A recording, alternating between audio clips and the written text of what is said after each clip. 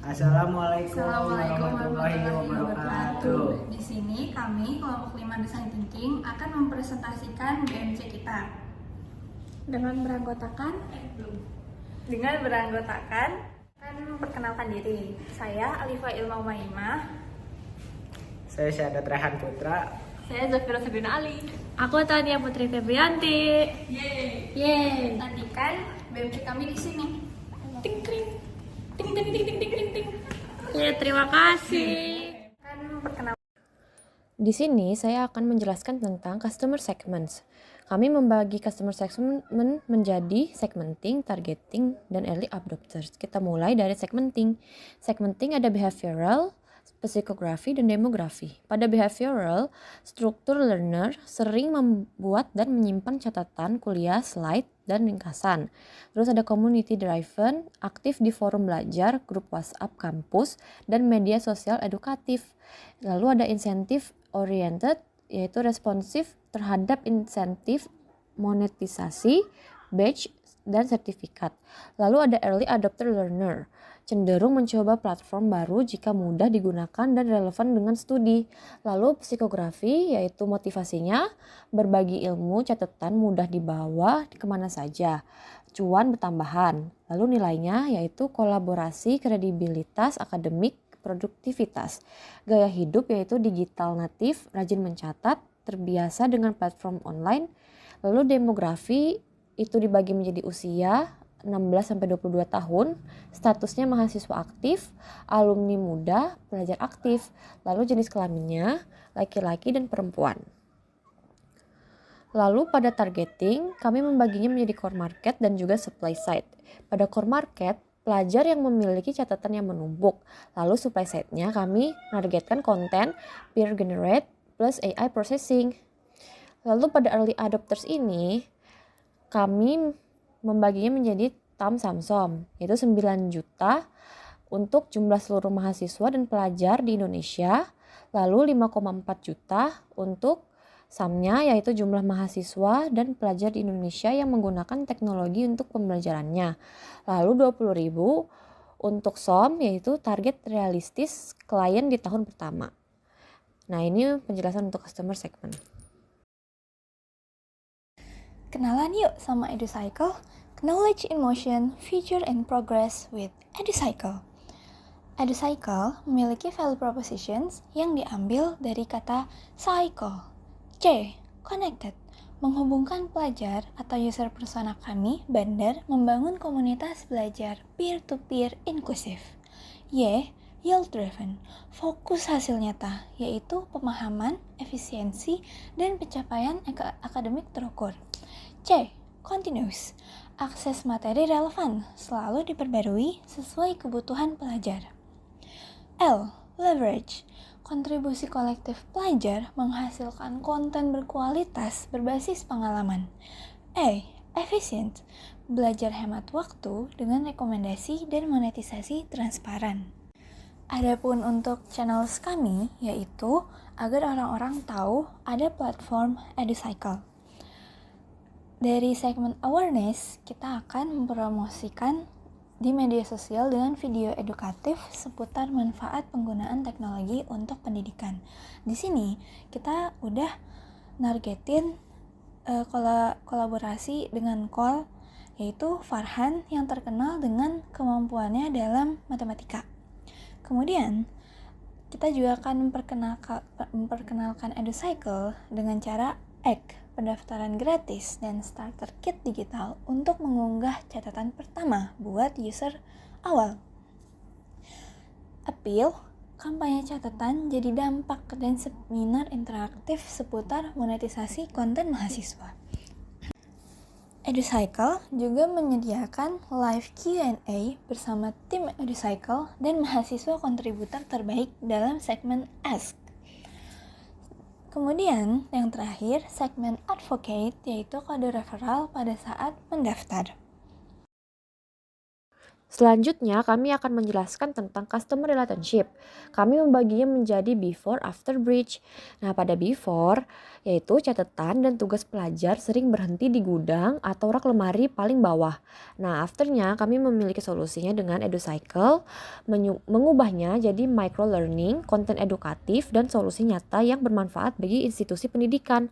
Lalu bridge-nya dengan teknologi AI, EduCycle mendaur ulang pengetahuan mahasiswa, membangun ekosistem belajar berkelanjutan. Nah, ini untuk penjelasan tentang customer relationship, teman-teman.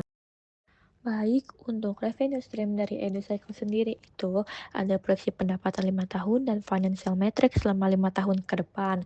Untuk financial metrics selama 5 tahun ke depan, kita mendapatkan pendapatan terbesar kita lewat pendapatan subscription, lalu disusul oleh free commerce platform sebesar 15%, lalu ada pendapatan iklan, dan pendapatan transaksi dan Google Ads.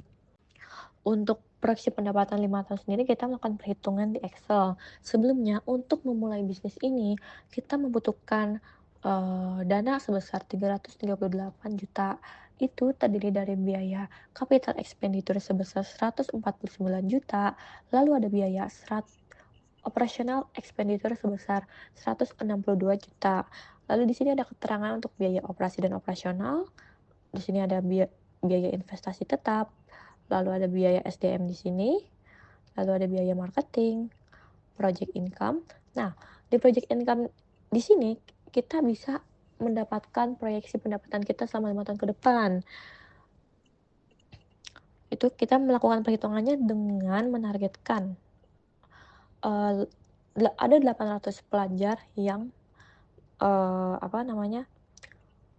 berlangganan subscription ke kita dan yang lain-lainnya.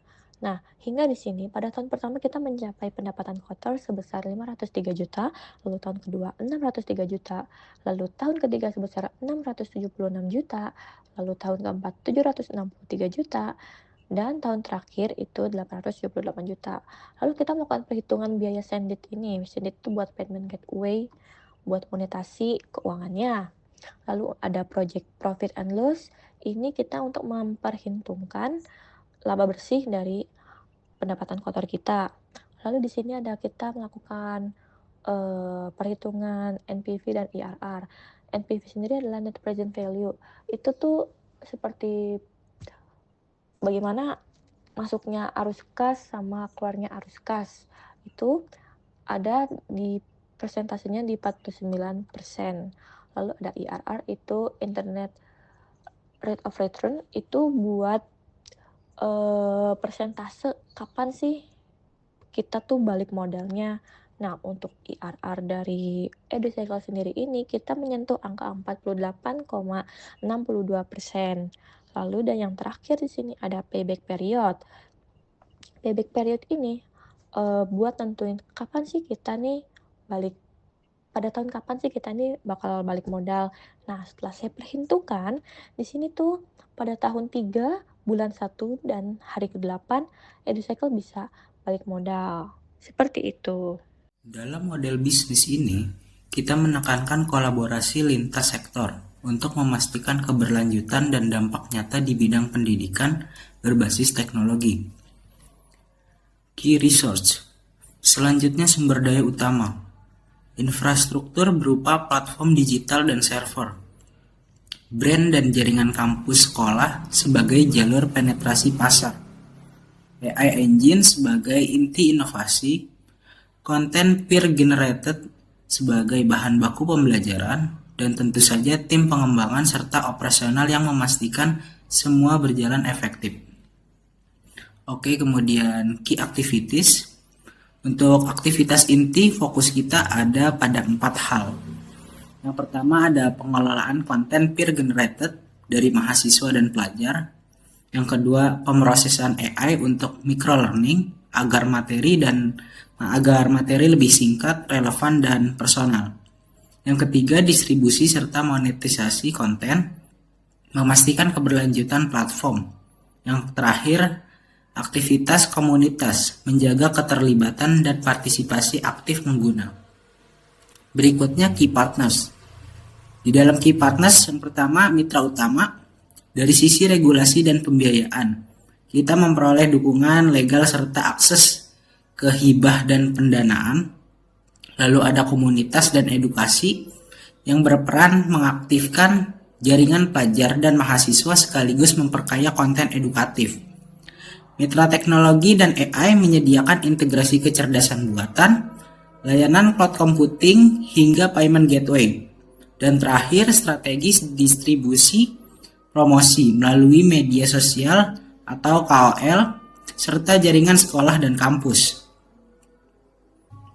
Distribusi dan promosi menjadi ujung tombak.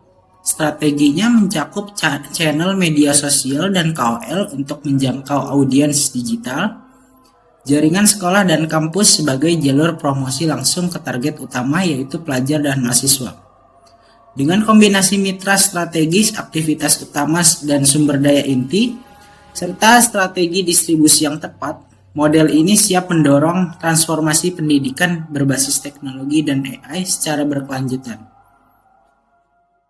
Dalam model Lalu untuk cost structure dari EduCycle sendiri itu kita terdiri dari fixed cost dan variable cost. Untuk fixed cost sendiri kita terdiri dari gaji karyawan, lalu biaya pengembangan aplikasi, dan SIUP dan trademark. Untuk variable cost itu terdiri dari modernisasi dan customer support, biaya server dan cloud data usage, biaya promosi, dan biaya reward dan komisi user. Berikut adalah sneak peek dari hasil BMC atau Business Model Canvas dari kelompok kami. Kurang lebihnya seperti ini.